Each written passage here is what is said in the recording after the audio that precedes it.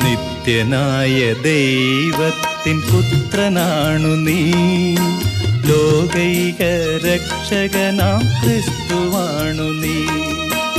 ഇസ്രയേലിൻ രാജരാജനാണു നീ, ശക്തനായ ദൈവത്തിൻ ദിവ്യയാണു നീ. നിത്യനായ ദൈവത്തിൻ പുത്രനാണു നീ, ലോകൈക രക്ഷകനാം ക്രിസ്തുവാണു നീ.